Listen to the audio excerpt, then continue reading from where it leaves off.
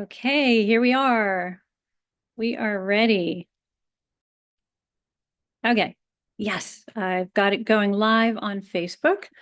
And if anybody wants to comment there, I will be able to see your comments. Let's see. I think if I just move this over like this, there we go.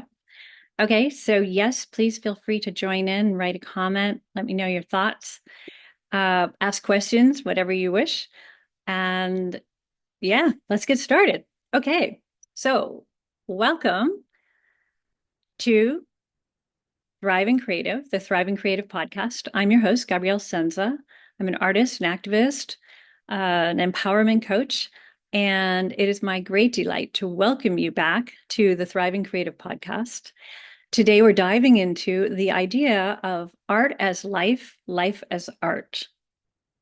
I really live this, and I am so excited about it, and I hope I can convey what that feels like, and what that entails, so that maybe you too could experience life as art and art as life. So for me, it's that beautiful, intentional way of life where everything from your workspace to your morning ritual, your coffee, to the way you show up in the world, it all reflects your creativity, your values, and your purpose. And if you've ever wanted to live a life that feels like it was designed just for you, well, here's the good news. You can. Today, we'll explore in this episode how you can build a life that's as beautiful and purpose-filled as the art you create, as the beautiful light work that you put into the world. This episode is all about creating with intention, infusing beauty into daily life, and building habits that support your long-term purpose. Sound good? Let's dive in. So, what does it mean to live creatively?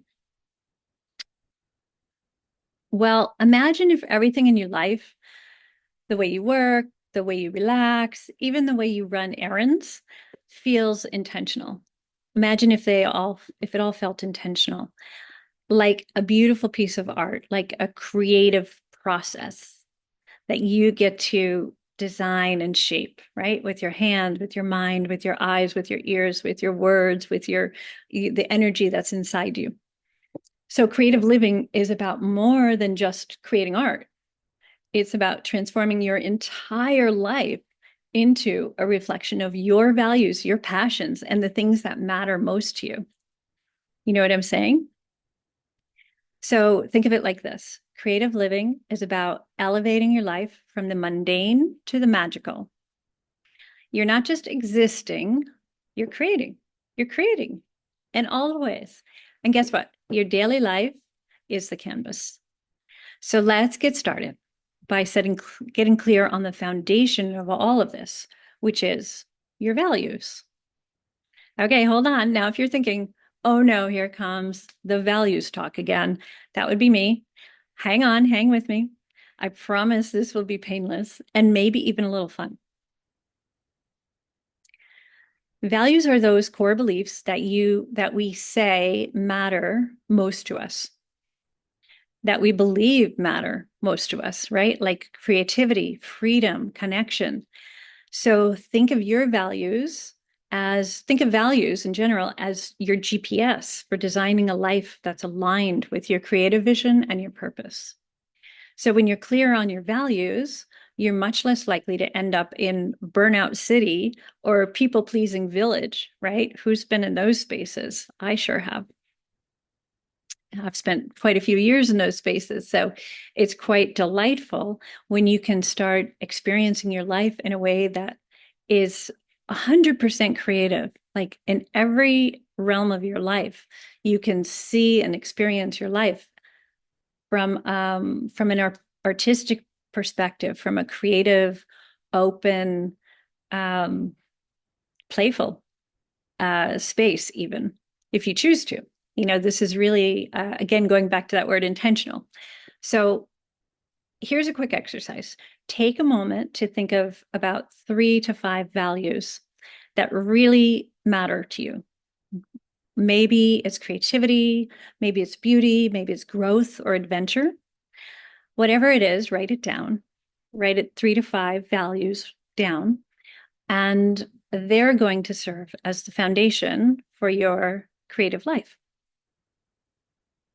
So next, yeah, take a moment to do that.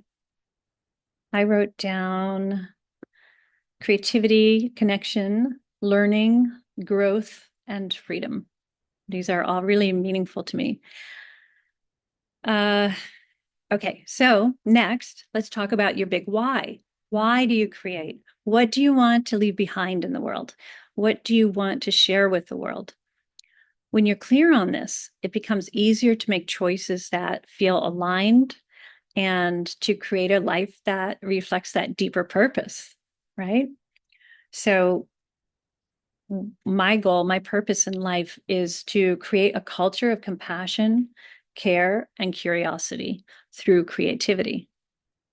So take a moment to sort of feel into what is your big why? Why do you create the work you create? What is it you want to share with the world? And why do you want to share it? Okay. So now we've got our values and our purpose.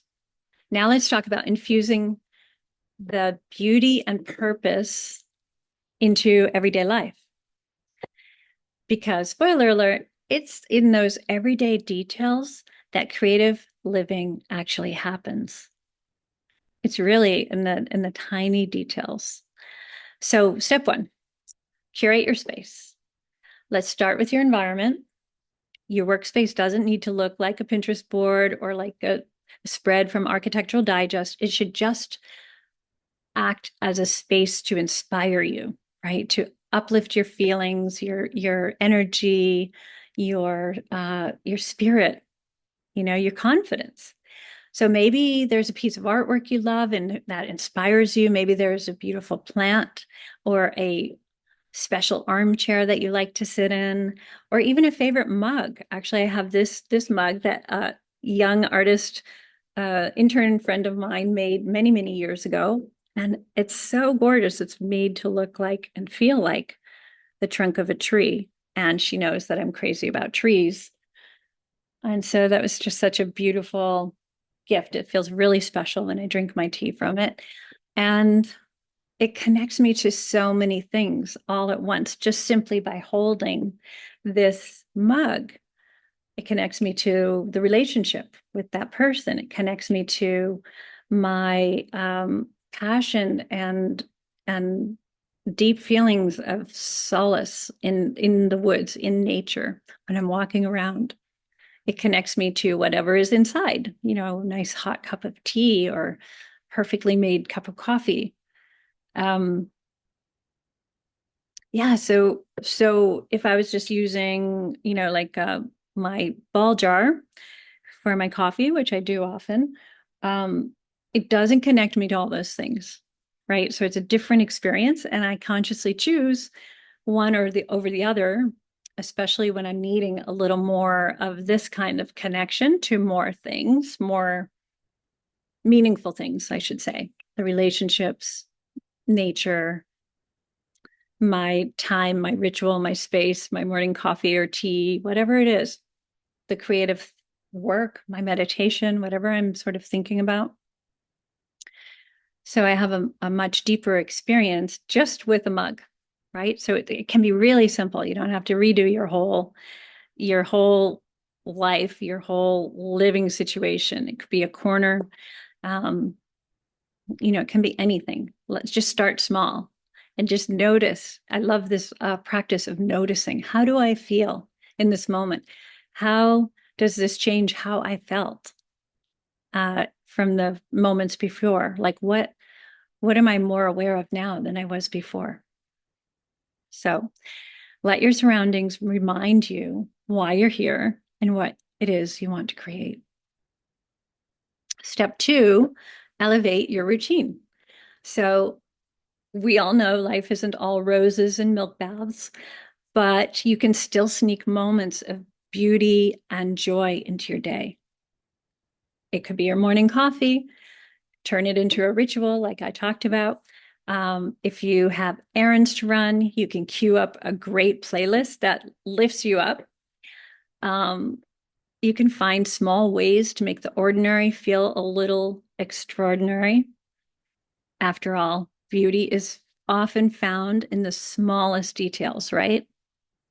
For me, it is like when I'm taking a walk and heading back to the studio, for example, and I see fat little bumblebees, flying around in the flowers. I just love pausing and watching them and taking some time to enjoy their activity and the beauty of the flowers and the unfolding of the petals instead of just rushing by.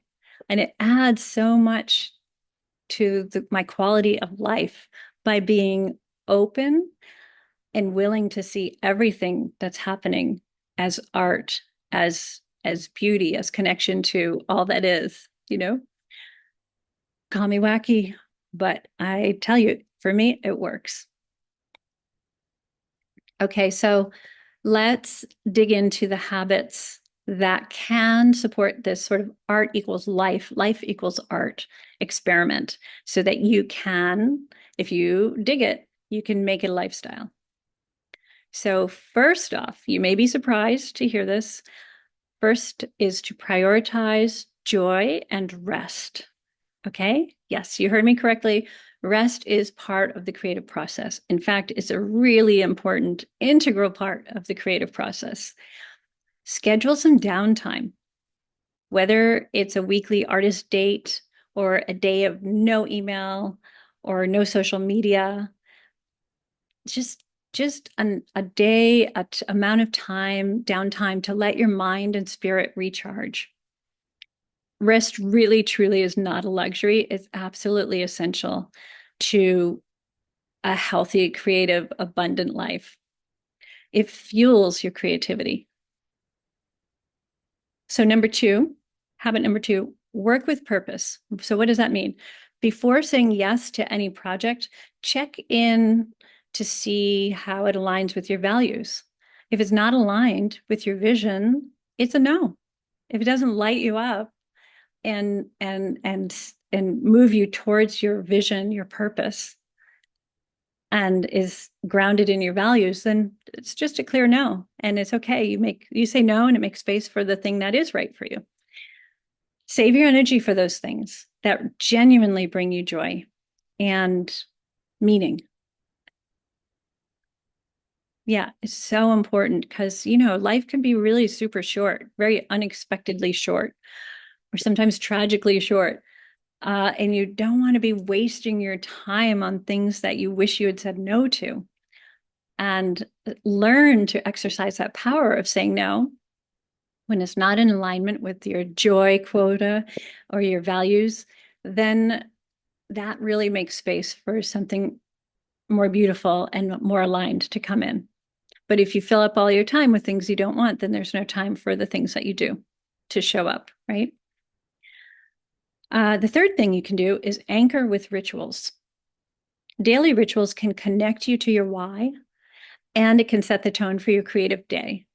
So maybe it's lighting a candle before you start working. I actually do. I light my candle and burn some sage, or I do a little smudging around my space before I start my podcast. And I actually do that before every client call. And often before I start writing, or sometimes when I'm journaling. Sometimes I don't need to do it for journaling because I'm already in that space of going in and going internal. But if I want to connect more deeply to my higher self, the spirits, my guides, my heart, the people I'm thinking about, then I definitely will take the time, light a candle, set an intentional set an intention to slow down, to take a deep breath, to connect with my heart and my spirit. Other things you could do might be meditating or, like I said, journaling. So find whatever it is that grounds you and make it a part of your day. Try to make it a part of your daily rhythm. And don't beat yourself up if you miss a day. Just keep going. Just start the next day. Keep going. It's not prison. You get to play with these things. All right, so I'm just checking my notes here again and see if there are any comments in the comment section. Nope, not yet. If you have any questions, drop them into the comment section. I would love to pick up a conversation with you there. And, or if you want to comment and just say what's going on for you, that's great. I'd love to hear it. Okay, let's see. I'm checking out my notes here. All right, so if you're looking for a little inspiration, let's talk about two incredible artists who really embodied the creative life in unique ways. Okay. First, there's Maya Angelou. I love Maya Angelou. She was a powerhouse in every sense, a poet, an author, an activist. She transformed her life into a sanctuary of words and wisdom, often renting hotel rooms as dedicated spaces. Isn't that cool? Right? Yeah. Like, yes, I can see some of you are just as surprised as I was to learn that. What a great idea. So this would allow her to tap into her deepest thoughts and truths. Her life is a perfect example of how embracing ritual and creating intentional spaces can ground our creative work and keep us connected to our purpose. And then there's also Andy Goldsworthy. If you haven't heard of him, he's an incredible artist who creates sculptures out of natural materials like leaves and ice and rocks. His art is all about nature's beauty and impermanence. He's a big favorite of mine. So about, yeah, using materials that are so ephemeral, like they just don't hold together. They're very impermanent. And it's about embracing the fleetingness of life and art. He allows his art to just fall apart, to crumble, to just be what it is in that moment, and to go through its natural process of fading, of melting, of being washed away, however it is meant to go back to the earth. So Goldsworthy's work shows us that artful living doesn't have to be permanent or perfectly polished, right? It's about being fully present and creating with what's around us, even if it's just for a moment. I mean, I love that. There's some other artists, Vic Muniz, and a whole lot of other artists who create work that's very temporal. And of course, I love them because that's something that I love doing as well with my large scale temporary wall drawings that aren't finished until they disappear. So I wanted to share those two examples with you.